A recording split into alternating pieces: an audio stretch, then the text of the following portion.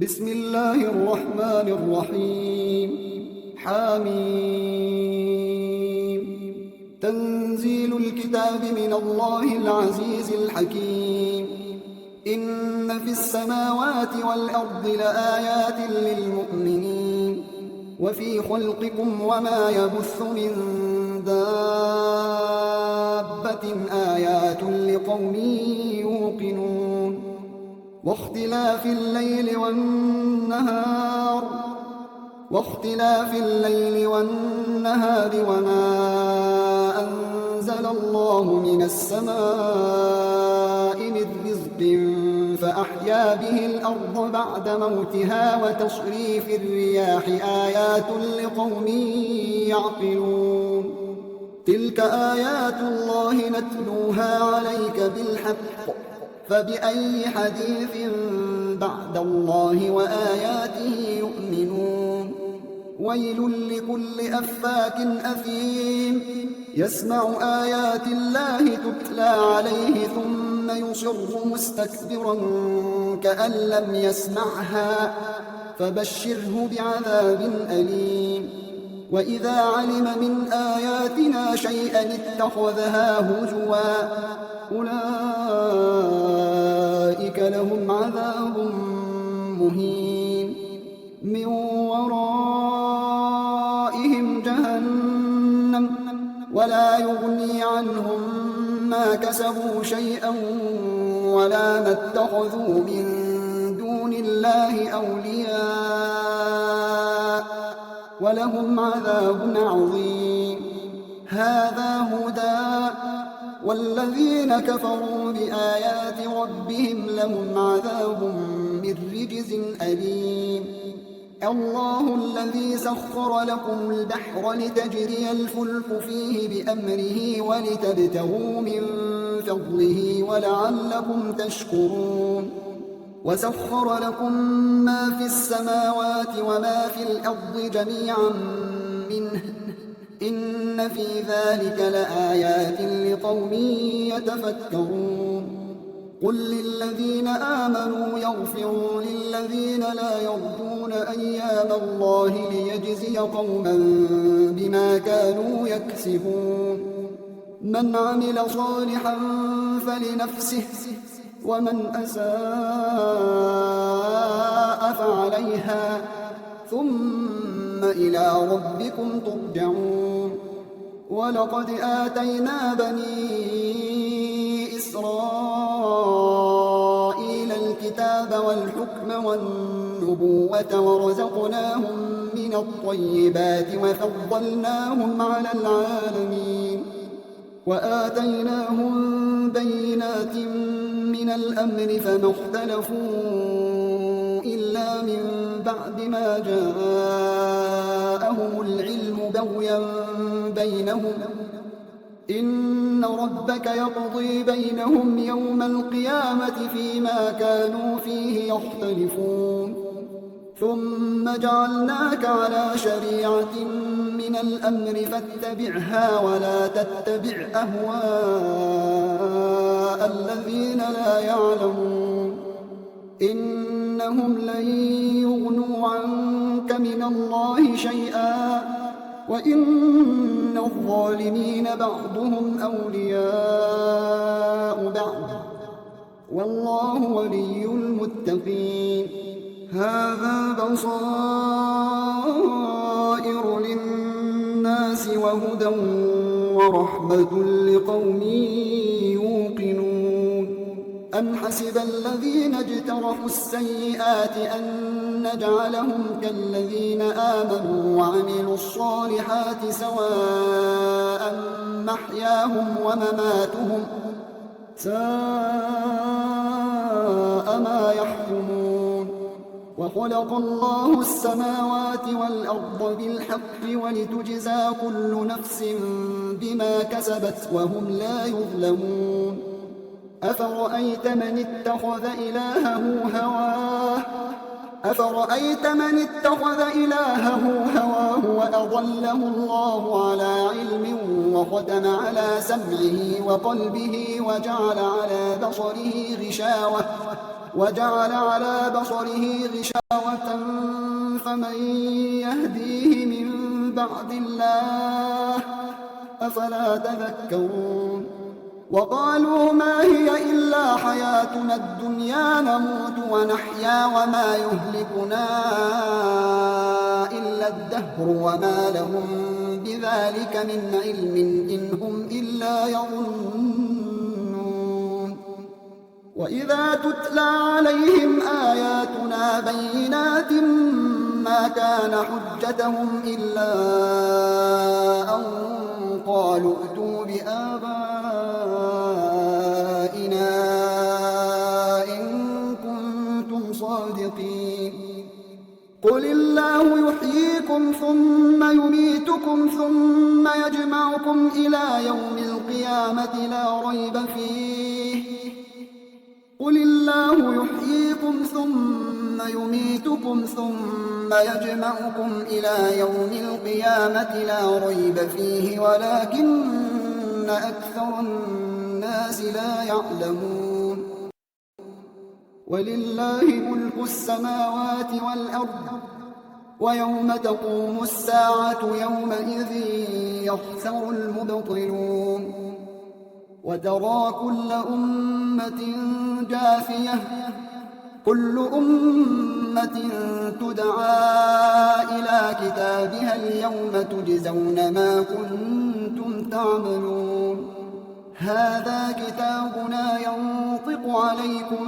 بالحق إنا كنا نستنسخ ما كنتم تعملون فأما الذين آمنوا وعملوا الصالحات فيدخلهم ربهم في رحمته ذلك هو الفوز المبين وأما الذين كفروا أفلم تكن آياتي تتلى عليكم فاستكبرتم وكنتم قوما مجرمين وإذا قيل إن وعد الله حق والساعة لا ريب فيها قلتم ما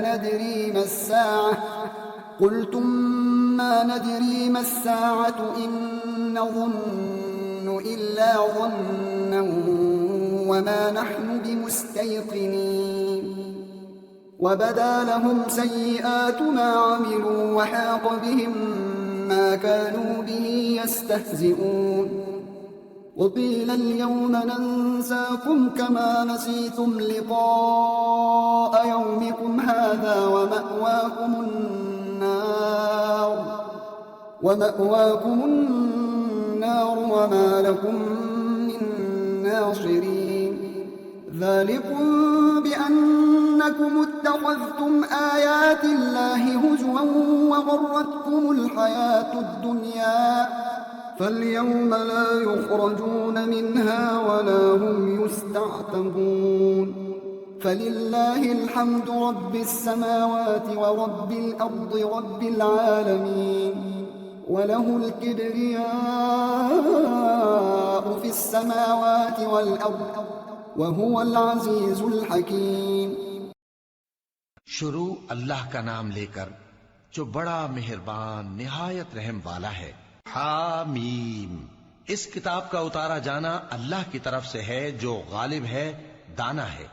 बेशक आसमानों और जमीन में ईमान वालों के लिए अल्लाह की कुदरत की निशानियां हैं और तुम्हारी पैदाइश में भी और जानवरों में भी जिनको वो फैलाता है यकीन करने वालों के लिए निशानियां हैं और रात और दिन के आगे पीछे आने जाने में और वो जो अल्लाह ने आसमान से जरिया रिज्क नाजिल फरमाया फिर उससे जमीन को उसके मुर्दा हो जाने के बाद जिंदा किया उसमें और हवाओं के गर्दिश देने में अक्ल वालों के लिए निशानियां हैं। ये अल्लाह की आयतें हैं जो हम तुमको सच्चाई के साथ पढ़कर सुनाते हैं तो ये अल्लाह और उसकी आयतों के बाद किस बात पर ईमान लाएंगे। हर झूठे गुनाहगार पर अफसोस है कि अल्लाह की आयतें उसको पढ़कर सुनाई जाती हैं तो उनको सुन तो लेता है मगर फिर गुरूर से जिद करता है कि गोया उनको सुना ही नहीं। सो ऐसे शख्स को दुख देने वाले अजाब की खुशखबरी सुना दो और जब हमारी कुछ आयतें उसे मालूम होती हैं तो उनकी हंसी उड़ाता है। ऐसे लोगों के लिए जलील करने वाला अजाब है, इनके पीछे दोजख है और जो भी ये करते रहे کچھ بھی ان کے کام نہ آئے گا، اور نہ وہی کام آئیں گے جن کو انہوں نے اللہ کے سوا معبود بنا رکھا تھا، اور ان کے لیے بڑا عذاب ہے۔ یہ ہدایت کی کتاب ہے، اور جو لوگ اپنے پروردگار کی آیتوں سے انکار کرتے ہیں ان کو سخت قسم کا درد دینے والا عذاب ہوگا۔ اللہ ہی تو ہے جس نے سمندر کو تمہارے قابو میں کر دیا تاکہ اس کے حکم سے اس میں کشتیاں چلیں، اور تاکہ تم اس کے فضل سے معاش تلاش کرو، اور تاکہ شکر کرو۔ اور جو کچھ آسمانوں میں ہے اور جو کچھ زمین میں ہے، سب کو اسی نے اپنے حکم سے تمہارے کام میں لگا دیا۔ جو لوگ غور کرتے ہیں ان کے لیے اس میں قدرت کی نشانیاں ہیں۔ مومنوں سے کہہ دو کہ جو لوگ اللہ کے ان دنوں کی جو اعمال کے بدلے کے لیے مقرر ہیں توقع نہیں رکھتے، ان سے درگزر کریں تاکہ اللہ ان لوگوں کو ان کے اعمال کا بدلہ دے۔ جو کوئی عمل نیک کرے گا تو اپنے لیے، اور جو برے کام کرے گا تو ان کا ضرر بھی اسی کو ہوگا، پھر تم اپنے پروردگار کی طرف لوٹ کر جاؤ گے۔ اور ہم نے بنی اسرائیل کو کتاب ہدایت اور حکومت اور نبوت بخشی اور پاکیزہ چیزیں عطا فرمائیں، اور اہل عالم پر ان کو فضیلت دی، اور ان کو دین کے بارے میں دلیلیں عطا کی، تو انہوں نے جو اختلاف کیا تو علم آ چکنے کے بعد آپس کی ضد سے کیا۔ بے شک تمہارا پروردگار قیامت کے دن ان میں ان باتوں کا جن میں وہ اختلاف کرتے تھے فیصلہ کر دے گا۔ پھر ہم نے تم کو دین کے کھلے رستے پر قائم کر دیا، تو اسی رستے پر چلے چلو، اور نادانوں کی خواہشوں کے پیچھے نہ چلنا، یہ اللہ کے سامنے تمہارے کسی کام نہیں آئیں گے۔ اور ظالم لوگ آپس میں ایک دوسرے کے دوست ہوتے ہیں، اور اللہ پرہیزگاروں کا دوست ہے۔ یہ قرآن لوگوں کے لیے دانائی کی باتیں ہیں، اور جو یقین رکھتے ہیں ان کے لیے ہدایت اور رحمت ہے۔ جو لوگ برے کام کرتے ہیں کیا وہ یہ خیال کرتے ہیں کہ ہم ان کو ان لوگوں جیسا کر دیں گے جو ایمان لائے اور عمل نیک کرتے رہے، اور ان کی زندگی اور موت یکساں ہوگی؟ یہ جو دعوے کرتے ہیں برے ہیں۔ اور اللہ نے آسمانوں اور زمین کو حکمت سے پیدا کیا ہے، اور تاکہ ہر شخص اپنے اعمال کا بدلہ پائے، اور لوگوں پر ظلم نہیں کیا جائے گا۔ بھلا تم نے اس شخص کو دیکھا جس نے اپنی خواہش کو اپنا معبود بنا رکھا ہے، اور باوجود جاننے بوجھنے کے گمراہ ہو رہا ہے؟ تو اللہ نے بھی اس کو گمراہ رہنے دیا، اور اس کے کانوں اور دل پر مہر لگا دی، اور اس کی آنکھوں پر پردہ ڈال دیا۔ اب اللہ کے سوا اس کو کون راہ پر لا سکتا ہے؟ تو کیا تم لوگ نصیحت نہیں حاصل کرتے؟ اور کہتے ہیں کہ ہماری زندگی تو صرف دنیا ہی کی ہے، کہ یہی مرتے اور جیتے ہیں، اور ہمیں زمانہ ہی ہلاک کر دیتا ہے۔ اور ان کو اس کا کچھ علم نہیں، محض قیاس آرائیاں کرتی ہیں۔ اور جب ان کے سامنے ہماری کھلی کھلی آیتیں پڑھی جاتی ہیں تو ان کی یہی حجت ہوتی ہے کہ اگر سچے ہو تو ہمارے باپ دادا کو زندہ کر لاؤ۔ کہہ دو کہ اللہ ہی تم کو جان بخشتا ہے، پھر وہی تم کو موت دیتا ہے، پھر تم کو قیامت کے روز جس کے آنے میں کچھ شک نہیں تم کو جمع کرے گا، لیکن بہت سے لوگ نہیں جانتے۔ اور آسمانوں اور زمین کی حکومت اللہ ہی کی ہے، اور جس روز قیامت برپا ہوگی اس روز اہل باطل خسارے میں پڑ جائیں گے۔ اور تم ہر ایک فرقے کو دیکھو گے کہ گھٹنوں کے بل بیٹھا ہوگا، اور ہر ایک جماعت اپنی کتاب اعمال کی طرف بلائی جائے گی۔ جو کچھ تم کرتے رہے ہو آج تم کو اس کا بدلہ دیا جائے گا، یہ ہماری کتاب تمہارے بارے میں سچ سچ بیان کر دے گی۔ جو کچھ تم کیا کرتے تھے ہم لکھواتے جاتے تھے۔ اب جو لوگ ایمان لائے اور نیک کام کرتے رہے ان کا پروردگار انہیں اپنی رحمت کے باغ میں داخل کرے گا، یہی کھلی کامیابی ہے۔ اور جنہوں نے کفر کیا ان سے کہا جائے گا کہ بھلا ہماری آیتیں تم کو پڑھ کر سنائی نہیں جاتی تھیں؟ مگر تم نے تکبر کیا اور تم نافرمان لوگ تھے۔ اور جب کہا جاتا تھا کہ اللہ کا وعدہ سچا ہے اور قیامت میں کچھ شک نہیں، تو تم کہتے تھے ہم نہیں جانتے کہ قیامت کیا ہے، ہم اس کو محض خیالی سمجھتے ہیں اور ہمیں یقین نہیں آتا۔ اور ان کے اعمال کی برائیاں ان پر ظاہر ہو جائیں گی، اور جس عذاب کی وہ ہنسی اڑاتے تھے وہ ان کو آ گھیرے گا۔ اور کہا جائے گا کہ جس طرح تم نے اس دن کے آنے کو بھلا رکھا تھا اسی طرح آج ہم تمہیں بھلا دیں گے، اور تمہارا ٹھکانہ دوزخ ہے اور کوئی تمہارا مددگار نہیں۔ یہ اس لیے کہ تم نے اللہ کی آیتوں کو مذاق بنا رکھا تھا، اور دنیا کی زندگی نے تم کو دھوکے میں ڈال رکھا تھا۔ سو آج یہ لوگ نہ دوزخ سے نکالے جائیں گے اور نہ ان کی توبہ قبول کی جائے گی۔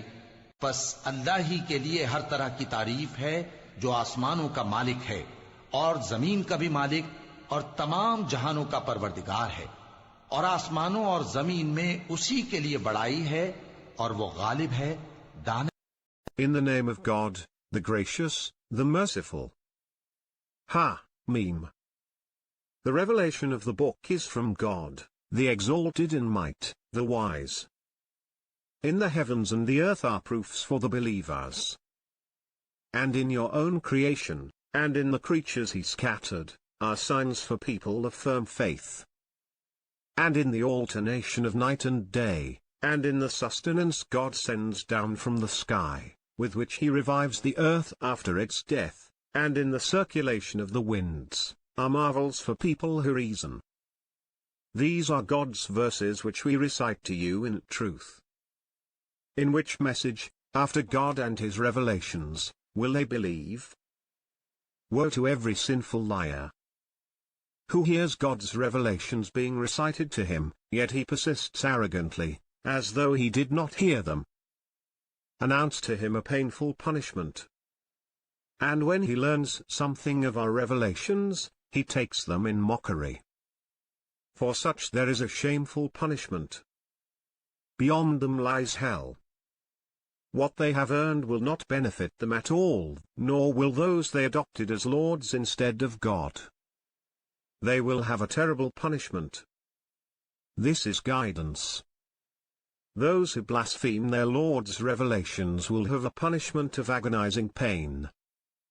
It is God who placed the sea at your service, so that ships may run through it by his command, and that you may seek of his bounty, and that you may give thanks.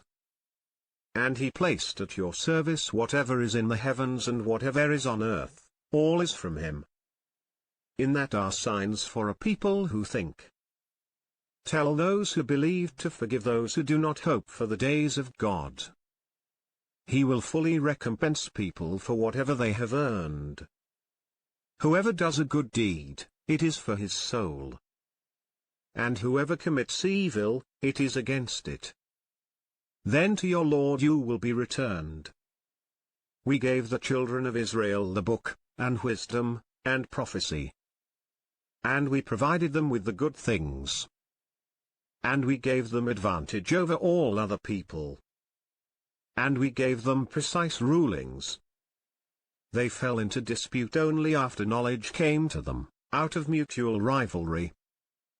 Your Lord will judge between them on the day of resurrection regarding the things they differed about. Then we set you upon a pathway of faith, so follow it, and do not follow the inclinations of those who do not know. They will not help you against God in any way. The wrongdoers are allies of one another, while God is the protector of the righteous. This is an illumination for mankind, and guidance, and mercy for people who believe with certainty.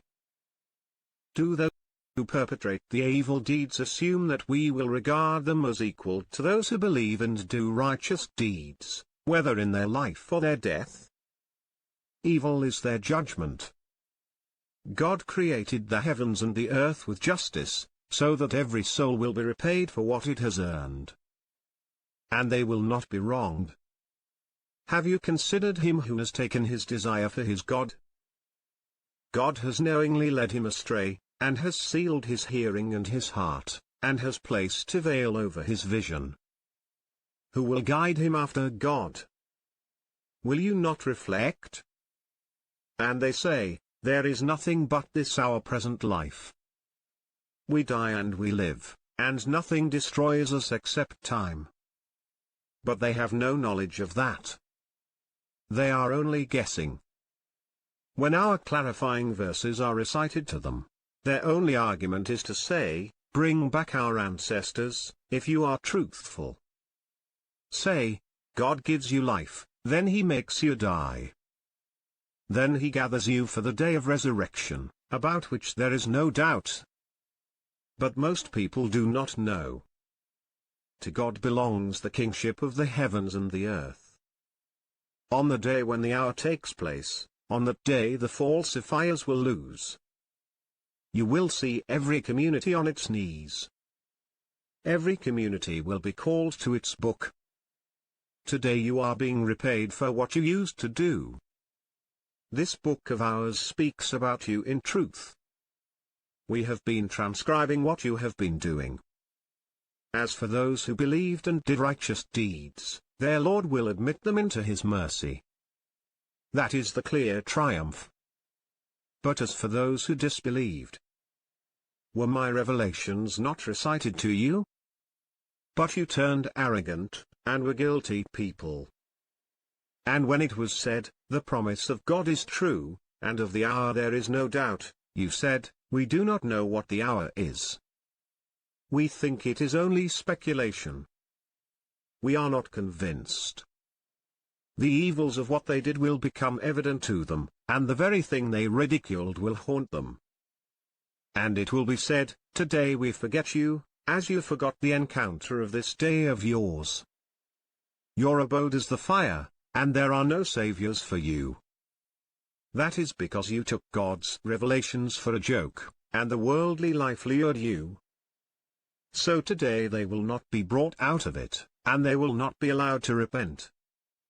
Praise belongs to God, Lord of the heavens, Lord of the earth, Lord of humanity.